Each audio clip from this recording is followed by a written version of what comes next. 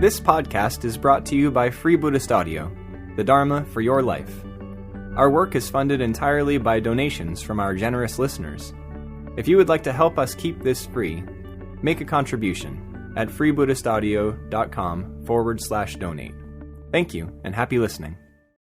As everybody knows, I'm sure, this year is dedicated to Upaya, to skillful means, and particularly how skillful means can help us to be a force for good in the world. Yeah. So I thought I'd start by giving a bit of context about Upaya, which I'm sure has already been done, but just for the context of this talk. So Upaya, sometimes known as Upaya Kusala or Kaushalya, depending on whether you are Pali or Sanskrit fans. And Edward Konza talks about Upaya Kusala, and he says, skill in means is the ability to bring out the spiritual potentialities of different people by statements or actions which are adjusted to their needs and adapted to their capacity for comprehension. So I find that quite an interesting definition. I'll read it again. Skill in means, or Upaya Kusala, is the ability to bring out the spiritual potentialities of different people by statements or actions which are adjusted to their needs and adapted to their capacity for comprehension. So I think what Bhante was trying to do in setting up Triratna FWBO was exactly that. Find a way to bring out the spiritual potentialities of anybody who came across the movement by actions and statements adjusted to their needs, and specifically by attempting to make very traditional Buddhism applicable and understandable to the 20th century, as it was then, and now to the 21st century. And I think that probably came through in some, I don't know how many of you have seen those movies that were being looked at, but I think certainly in the early days there was quite a sense of skillful means, as in attempts to meet the then slightly hippie, left-wing kind of demographic that was almost entirely what made up the FWBO to begin with. But you can go a lot further back than that, and we can even see examples of Upaya Kusala in the life of the Buddha. The very fact that the Dharma exists is specifically an expression of Upaya, because it was the Buddha deciding to teach the Dharma that he then had to find ways to do that. And I think it's also Konza. It's a quote that I've got, and I haven't attributed it, but I think it's from the same work of Konza, where it says, talking about when Brahma Sahampati appears to the Buddha and attempts to persuade him to teach. And, you know, when you read certain suttas, the way it comes over is like the Buddha's sitting there under the Bodhi tree. Actually, 7 weeks have passed. And then this figure comes and says, look, that's all very well, you sitting there having a good time, but there's, you know, 1,000,000,000,000 trillion beings out there suffering. What are you going to do about it, pal? Or words to that effect. And anyway, Konza says, it appears a natural conflict would exist, whether to devote oneself to the arduous task of preaching to the uncomprehending or enjoying the experience of enlightenment itself. So it's quite a, you know, it paints a kind of picture, doesn't it? So I'll come back to that quote. I'll come back to this idea of a conflict between these two seemingly different modes of being, where the Buddha, we're told, perhaps was tempted to sit and enjoy his experience. Although, given that he had attained supreme and complete enlightenment, and an attribute of complete and supreme enlightenment is the sharing of that experience, it's probably allegorical rather than factual that he sat there with that conflict. But nevertheless, it's an interesting one to reflect upon. So he had decided to teach, but he then needed a means of communicating what he had actually experienced. And I think that's where it's important to remember that what the Buddha had was an experience. It wasn't a conceptual understanding initially. It was a full-blown, in every cell of his being, every cell of his body, every part of himself was utterly transformed experientially. But how do you share an experience with other people? The only way to do it is to find a concept that at least comes near to explaining it, and find methodologies to help those people have that same experience. So in a way, all of that follows from that is the Buddha's Upaya. It's the Buddha finding skillful means to communicate. And you see that as well in some of the suttas, that when he talked to a farmer, for example, an agricultural worker, the examples he used, the metaphors he used, were completely different from when he was talking to courtiers, when he was talking to a king, for example. It wouldn't work to use the same examples, because the examples needed to be something that would touch the life of that person.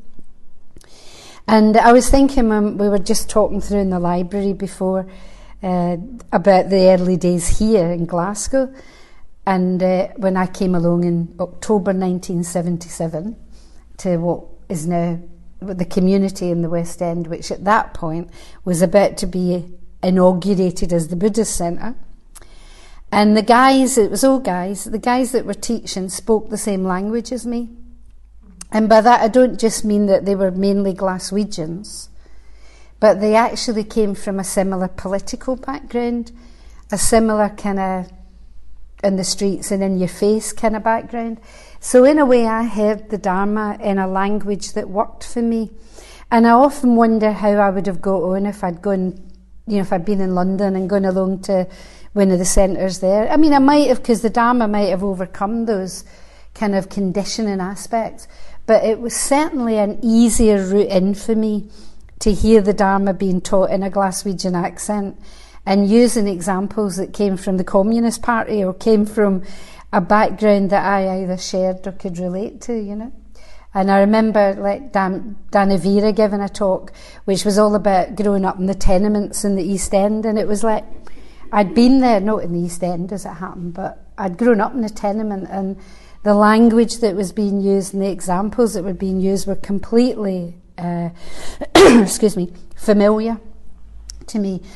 So I find that interesting. Of course I didn't think, and I don't even think they thought this is Upaya. I think they were just doing what they were doing because they were who they were, But nevertheless, the way the movement had been set up, it was very much to do with finding ways of connecting with people from different kind of walks of life. So language itself is an Upaya. How we teach the Dharma, how we communicate to each other is an Upaya straight away, or not, because there's always the possibility of it not actually landing. And then, so you find that in the Pali Canon, lots of examples of the Buddha teaching in an appropriate way to the people that he was talking to or teaching. And then in the Mahayana sutras, you find Upaya taken to new levels, really. And the classic example is the parable of the burning house that you find in the White Lotus Sutra, where the elder, the father's trying to get the kids to leave the burning house. And the only way he can do it is to offer them things that at their level seem appropriate and interesting, toys, whatever. And they respond to that. They don't respond to him saying, "Come on, get the hell out of here, the house is on fire." So that is a classic example of Upaya, that the father in that sutra had to find ways to persuade the children to leave the burning house. Excuse me. You also find in the Vimalakirti Nirdesha a little statement that's specifically about Upaya and specifically about its relationship with Prajna. So in the Vimalakirti we hear, wisdom perfection, Prajna Paramita, is the Bodhisattva's mother. Their father is expedient method, or Upaya. For the teachers of all living beings, i.e. the Bodhisattvas, come only from the marriage of these two. So we hear straight away in that the Bodhisattva can only function as a Bodhisattva if they have a balance, or if they're embracing both wisdom and upaya. So just last word about upaya, and then I'll move on to look at the context of withdrawal and involvement. So in Mahayana Buddhism, we find that upaya has a double connotation. It has, on the one hand, the method by which the enlightened mind teaches the Dharma. So in a way, that's like something coming from the transcendental, finding relationship in human beings. But on the other hand, it's a method of awakening so that the human beings can move towards the enlightened state. So it's a bit like Upaya's moving in these two directions, if that makes sense, coming from the Buddha or coming from the Dharma. So I think in terms of us as a Sangha, it's important to see how both those elements are involved in our teaching, that we're very faithful to the words of the Buddha, we're faithful to the Dharma, we're faithful to the original teachings, and we find ways to allow people to respond to that from wherever they are. So like the lotus growing out of the mud, it actually grows towards the sun and opens towards the sun. So Upaya is both the sun and the mud in this case. Okay, so Upaya is also the seventh paramita. We're often taught and familiar with the six paramitas, six perfections or perfecting virtues, as Bhante liked to translate it. He was very adamant when he gave me my name, which is Paramita. It's Parami is Pali, Paramita is Sanskrit. And he said, of course, people might think this means perfection, but if you know the Exan, you realise this is not perfection. Thank you. He said it's much better to think of it as perfecting, that it's the qualities and virtues that constantly transcend themselves. So anyway, so it's the seventh paramita. So we don't often, it's not always included in lists of the paramitas. But interestingly, it comes straight after Prajna Paramita. So in Prajna Paramita, we have that insight, we have that breaking through, we have that sense which transforms and transcends all the other paramitas and makes them transcendental perfectings rather than mundane. And then immediately we get Upaya, which is, I think, not coincidental that it comes immediately after that breakthrough, because it's in the same way, on a different level with the Buddha, having broken through into Buddhahood, the next step is to teach that.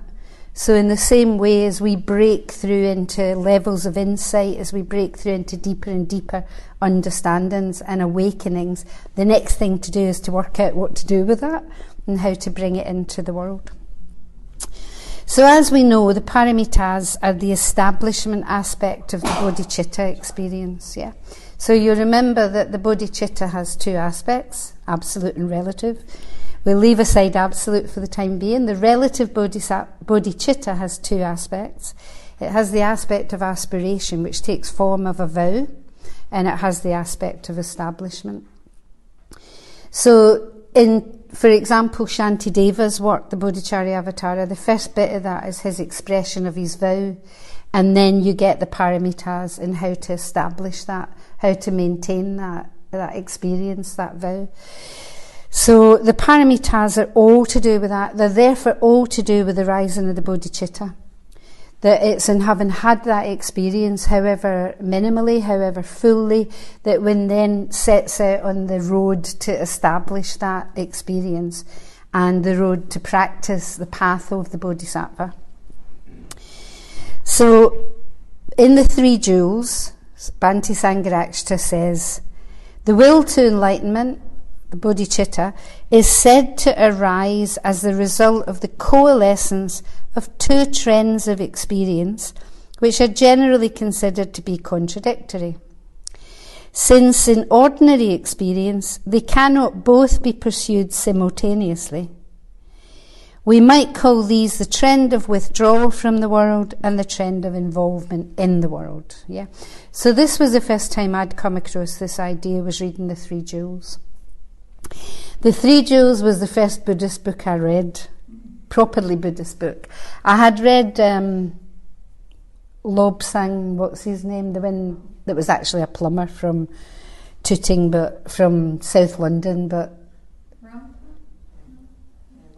anyway, I'd read a couple of rather eclectic, vaguely Buddhist things, and I'd read Christmas Humphreys, which I found very dry and didn't really appeal as a practical thing. Interesting philosophically, but... And then when I went to the centre, my first night in Heruka, Dhammarathi appeared near the end of the class, and we had a bit of a chat, worked out we'd known each other previously. And then I said to him, well, give me something to read, and he gave me a copy of The Three Jewels. There wasn't an awful lot of options at the time. I think there was a survey in The Three Jewels, and that was probably it from Bhante's opus. Anyway, I went home and I read The Three Jewels in 2 nights, and I wrote to Bhante immediately, full of questions of things that had occurred to me. And this was one of the passages that it resonated. I don't know why, and I had no idea really what it meant, like trends, coalescence of trends of experience. I was like, what? But somehow it appealed, and it was one of the things that I asked him to tell me more about. Please, thank you very much.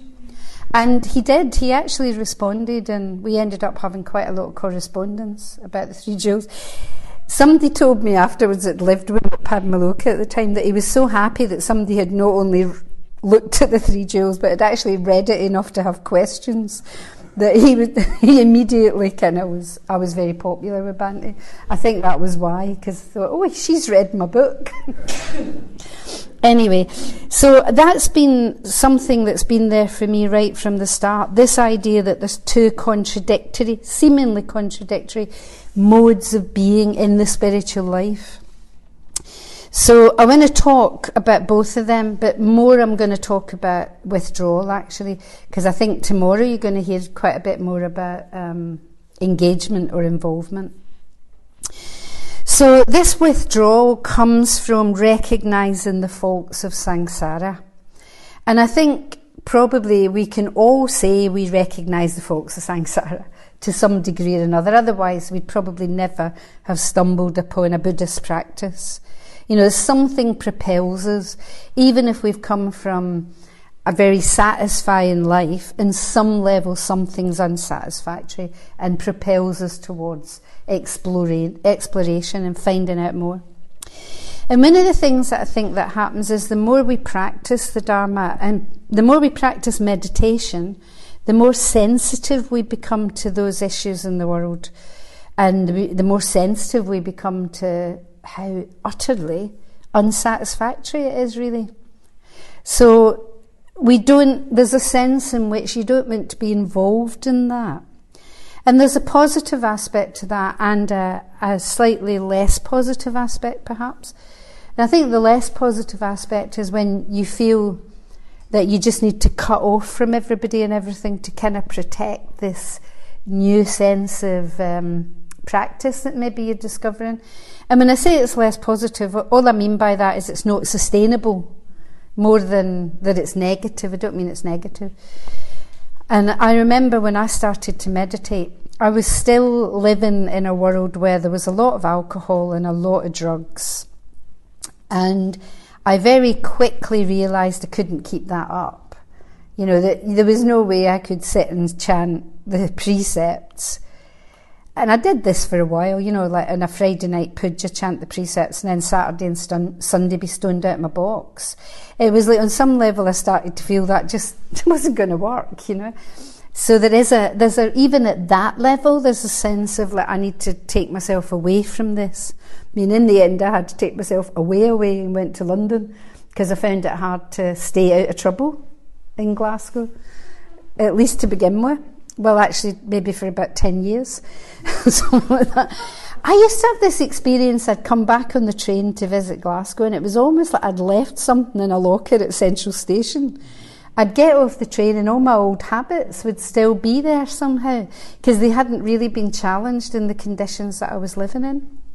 Anyway, that's a bit by the by. But there's a sense in our practice, I think probably all of us have experienced, where you just don't want to carry on being how you've been. You know, even on that level, you start to see your own behaviour in a certain way. Don't know if any of you read the book Buddha when it was doing the rounds some years ago. Yeah? Well, I don't know if you remember, there's a scene in that, there's a bit in that where the guy's been going to Buddhist Centre and learning to meditate and getting involved in Buddhism, but he can't quite hold it alongside being a family guy in a particular context. And he's at a family party or something, if I remember rightly, and they're showing a video of a previous party, and he's drunk on the video, and he just sits there with his shame, looking at himself and actually seeing what he'd been like.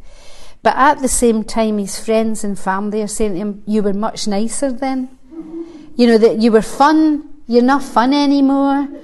And actually, when I read that, I thought, oh gosh, I can so remember that experience, you know, of like, I don't want to go to that pub anymore, I don't want to be at this party, I don't want to be indulging in some of these things. And my friends go, oh, come on, for God's sake, you know, a wee spliff won't do you any harm. And actually, that sense of almost kind of, well, disgust in a way about how the world can be in terms of our own behaviour, yeah. So I think we get to a stage where we just don't want to be involved in that anymore. We don't want to take part in it. And for me, there was also a sense of something I saw very clearly, which I still see, and I see it as even more marked these days, is a kind of polarisation between people.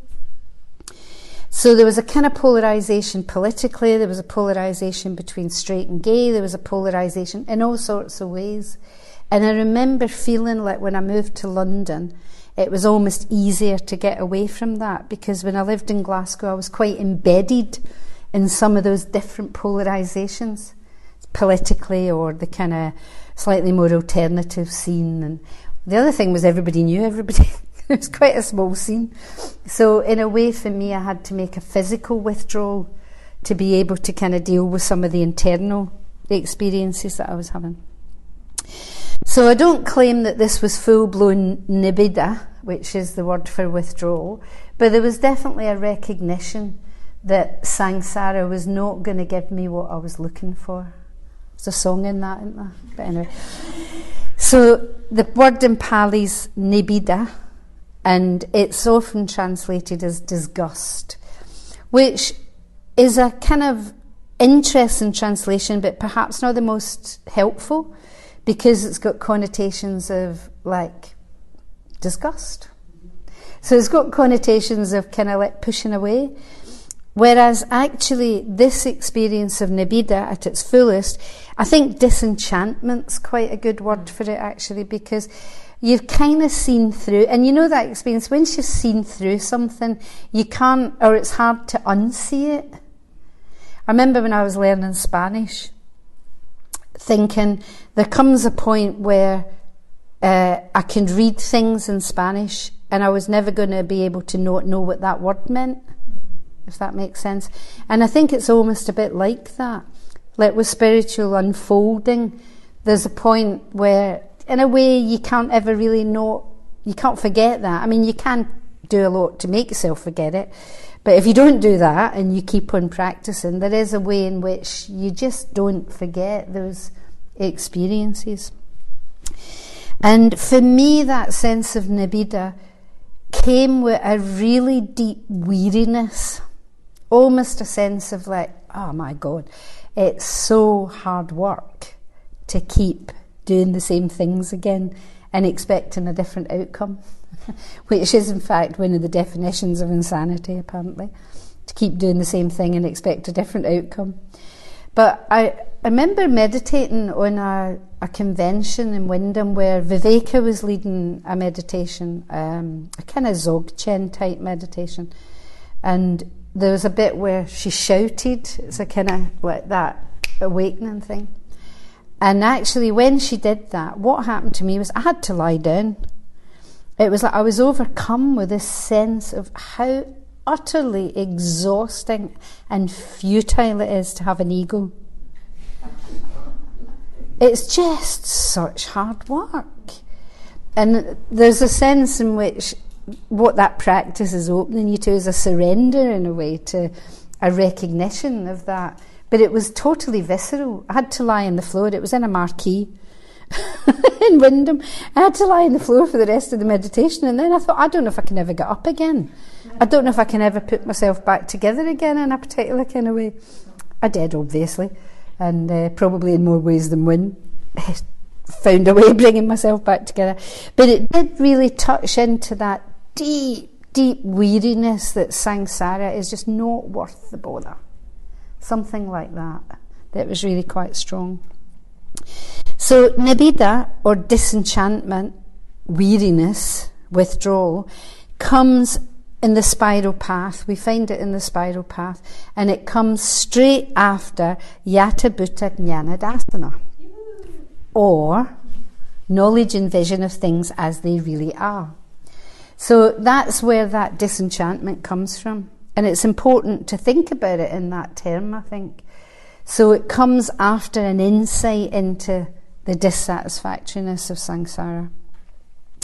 So I think it's easier to understand what that withdrawal is if we understand what knowledge and vision is, because otherwise it's kind of a facsimile, really, of true nibbida. So I'm going to say a bit about nibbida, and then I'm going to say a bit about knowledge and vision, and then I'm going to look ahead a little way, as they say. So from the Pali dictionary, nibbida is described as weariness, disgust with worldly life, tedium, aversion, disenchantment, and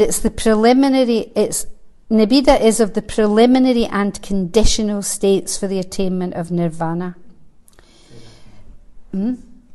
That wee bit, yeah. So it's part of the preliminary and conditional states for the attainment of nirvana.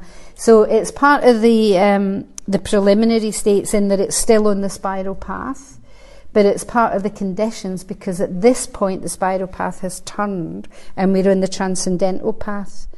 So after knowledge and vision, the three stages that are left are unfoldings of the enlightenment experience, finishing with kind of full and utter enlightenment. So it's important to see it, I think, in that context. In the Pali dictionary, it also goes on to say it occurs frequently together with viraga, vimutti and nirvana. So they're the next three stages that come in the spiral path. There's 4 stages after knowledge and vision. And it leads to being thoroughly tired of the world, to dispassionateness, to destruction of the ego, to perfect wisdom, to nirvana. So it opens it into those things. So it's a really important stage on the path. And I think if we can see it in that context, it becomes clear it's not a psychological reaction to difficulties. Yeah, because I think sometimes it can, we can feel a bit like, well, I went to withdraw, but it's actually because things are shit. Get me out of here, beam me up, Scotty, kind of sense. Whereas actually this is coming from the fullness of a life lived within the Dharma. It's coming from a fullness of experience of all those stages that went before. So it's coming from joy, it's coming from bliss, it's coming from deep concentration. So it comes in we open out from all those, what Bhante calls in a seminar, the psychic wholeness of the spiral path. So it's not something that happens with spiritual bypassing. And I think spiritual bypassing can feed into a sense that we think we're withdrawn from this positive state, but actually we're just kind of getting away from what hasn't worked, or something like that. So at this level, we're way beyond the psychology of like and dislike. It's something much deeper than that. It's not really to do with the mind or the psyche in quite that sense. It's a purely spiritual withdrawal. It's calm and deliberate, it would seem. So it's not a kind of running away from the world, and I think that's crucial to remember. So we're not withdrawing from the world because we're scared of it, because it's not working for us, because things are crap. We're withdrawing because we've literally seen through the fact that conditioned existence can never satisfy us spiritually. So it's not based on negative mental states, which is why I think the term disgust can be quite problematic, because that does sound like a negative mental state. I'm disgusted. It's also important to remember and recognise that it's not spiritual individualism, and I think that's quite a crucial point as well. So it's not just, I've seen through things, I've got my practice, see you guys, I'm off to sit in the mountain. It's not an individualism in that sense, which doesn't mean that we don't do that as perhaps part of our path, and sometimes we have to balance things a bit. And sometimes if we've had the tendency to be too much out there, we need to have periods of being a bit more in here. Which is why solitary retreats are highly recommended, especially to extroverts, who are the ones that don't want to do them generally. Speaking as a bit of an extrovert myself. So it's a deeper, just a wee bit, yeah, you know. I know some people that are more extrovert than me. Yeah. Anyway, it's a deep understanding of the unsatisfactory nature of the conditioned world and of constructed experience within that. Bhikkhu Bodhi, who I'm a great fan of, in a commentary on the Upanishad Sutta says, he describes Nibbida as a serene, dignified withdrawal from phenomena which supervenes when the illusion of their permanence, pleasure and selfhood has been shattered by the light of correct knowledge and vision of things as they are. I'll read that again. It's a serene, dignified withdrawal. That's the first bit of that. So, as I say, it's not a panic-driven running away.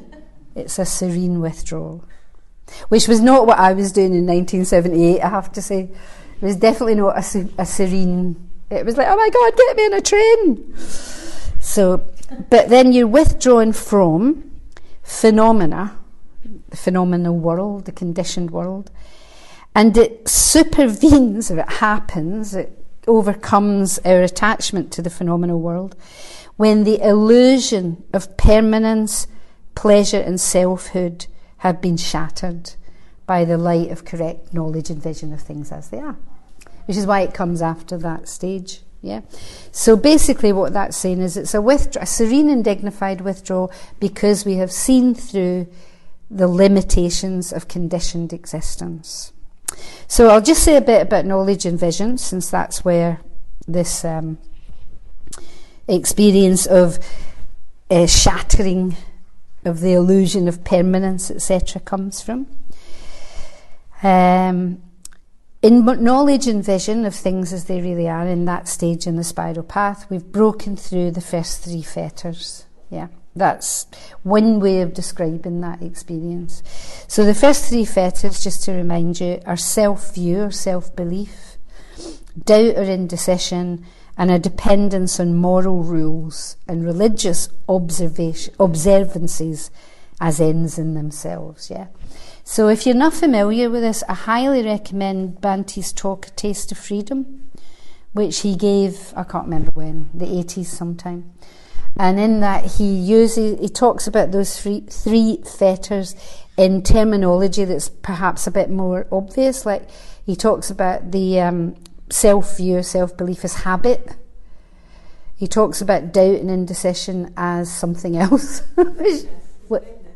Vagueness, yeah. And superficiality for the reliance on rules and rituals in a way. And they're quite good. He unpacks it really clearly in that. I was at that talk actually in London. It was an FWBO day, I think. And I remember thinking, oh yeah, that's dead obvious, you know. Like hearing it like that rather than in the kind of more traditional terms. And he says something like, we're just a bundle of habits all held together by a vague sense of selfhood or something. And then he chuckles and he says, mainly bad habits. It's quite fun. I can't remember that.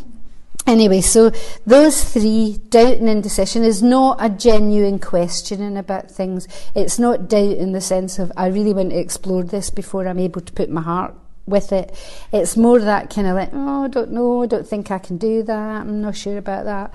It's a kind of oscillation, really, which keeps things vague, which is quite why it's quite a good description, really.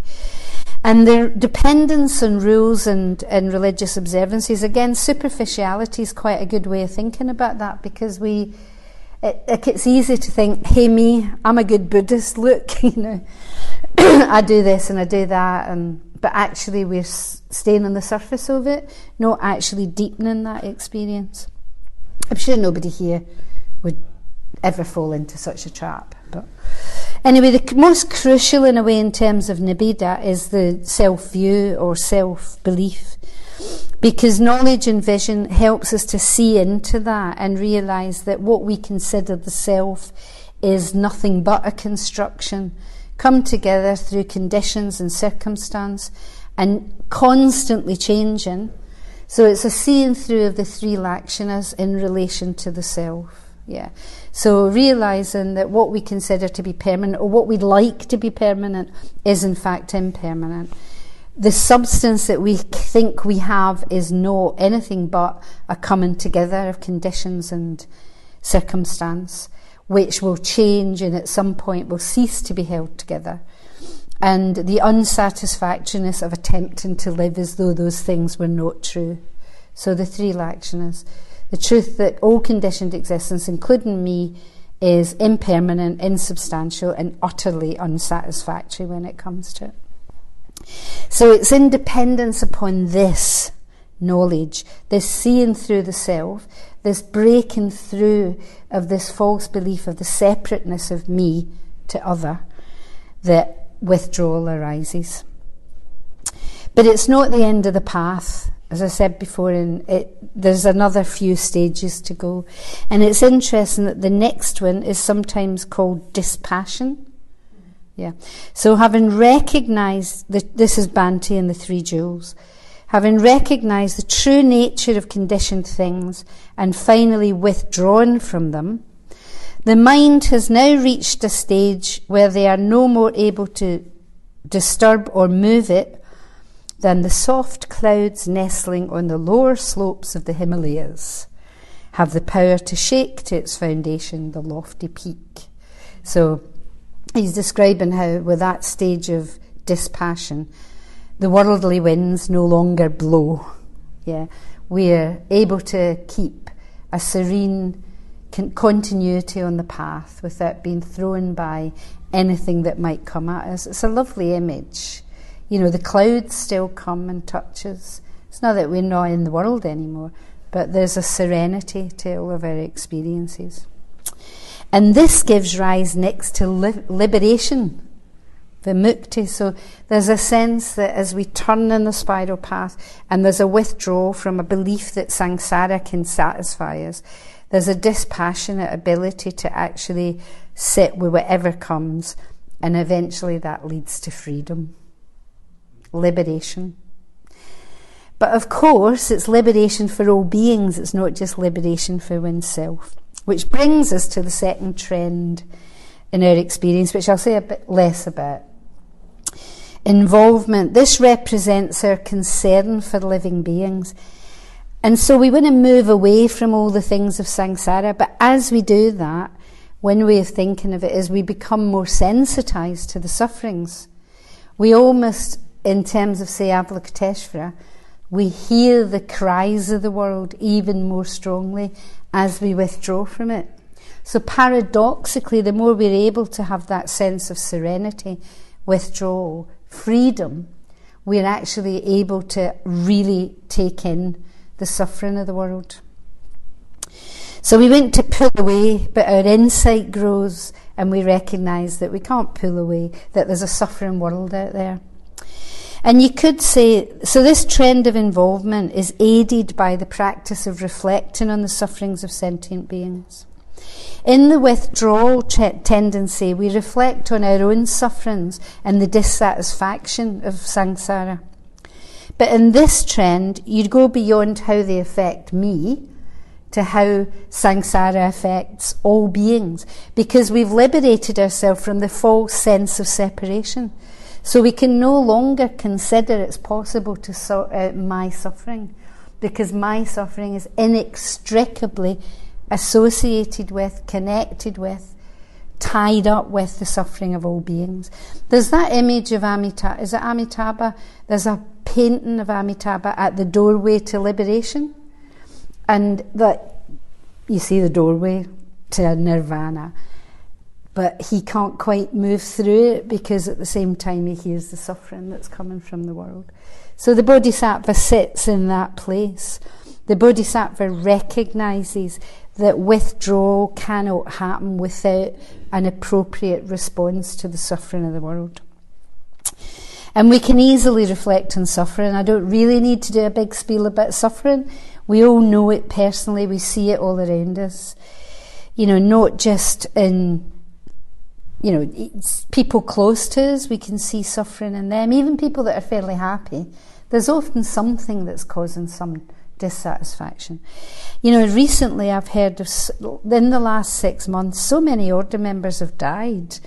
You know, and given our sense of connectedness, our, you know, forget 6 levels of separation, we're about 2, maximum 3 from anybody else in our community, because somebody will know, you know, will know them. That is impacting on a large number of people, and the ripples come to us. I mean, some of them in particular, Dharma Vajri was somebody I was very fond of. I led her ordination retreat. She was in a small confession cooler with me for 7 weeks. I knew her life well, and she even did some translation for us on our retreat where we ordained some Spanish-speaking women. She was quite a part of my, I hadn't seen her for ages, but she was still part of my internal architecture of Triratna in a way. So we get affected by that, and I know her family, I know how that impacted on other members of her local Sangha, etc. But also we can just look around and see suffering in so many ways: war, poverty, catastrophes, climate-based catastrophes, floods and famine. There was a news thing a couple of weeks ago where close to each other there was famine happening in parts of the African desert, and there was flooding happening in another part of Africa. And it was just like, you know... Anyway, it doesn't take a lot to look around and see the suffering in the world. Animals, how they suffer at the hands of humans as well as other animals, etc. So we want to alleviate and relieve this suffering. And the more we withdraw, the more there's a tendency towards moving in to help suffering. So that's why they're seen as twin tendencies, as it were. So back to the quote right from the start, if you remember, where Konza's suggesting that a natural conflict might arise for the Buddha between, does he just sit there and experience and enjoy himself, or does he respond to the request to teach? And Bhante talks about this again in the Three Jewels. He says, so there is a conflict. Are you big enough and rich enough in your nature to embrace the possibilities of such a conflict? On the one hand, you want to get out. On the other, you want to stay.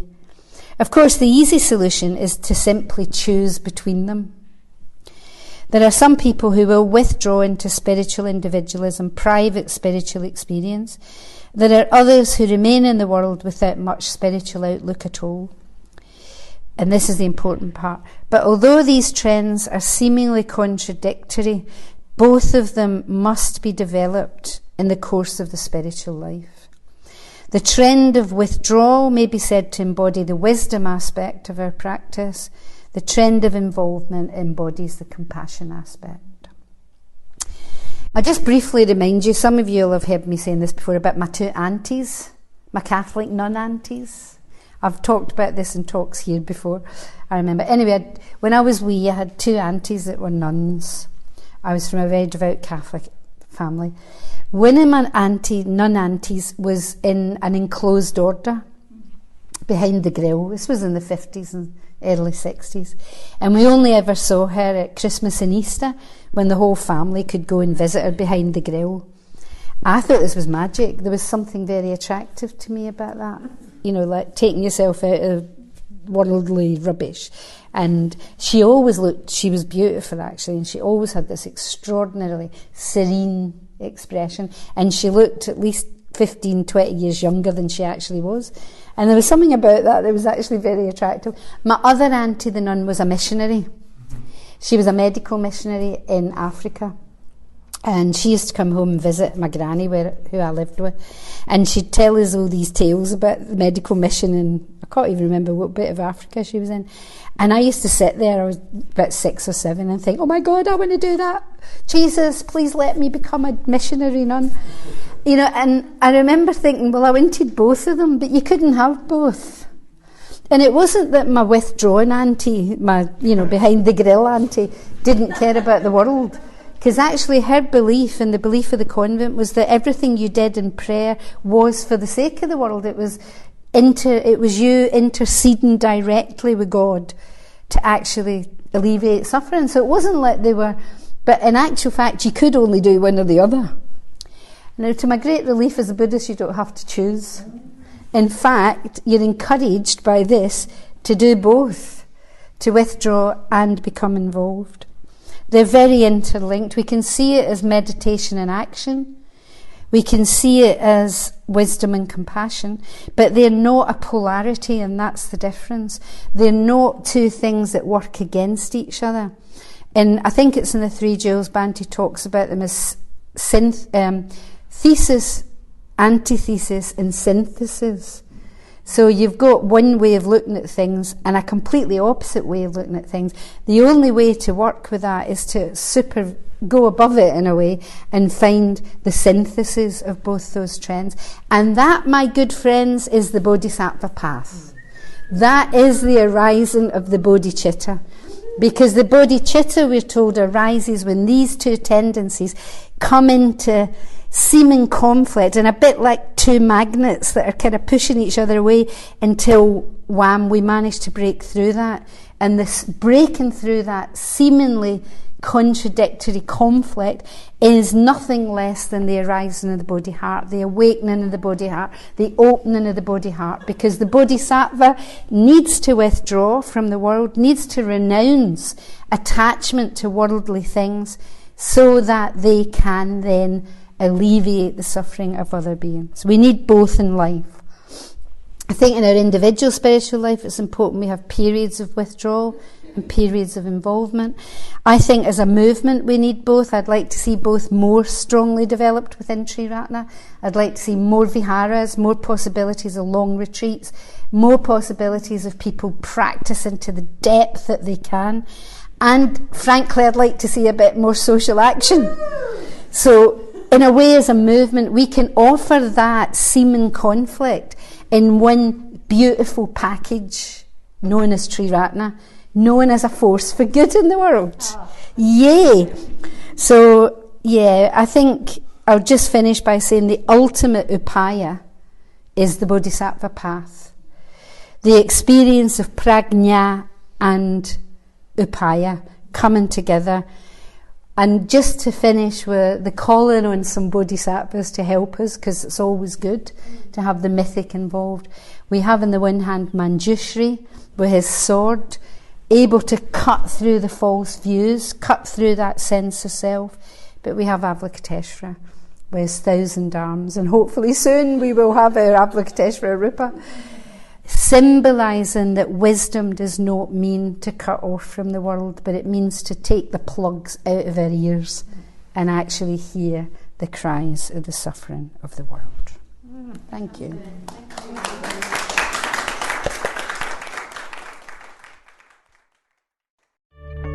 We hope you enjoyed this week's podcast. Please help us keep this free.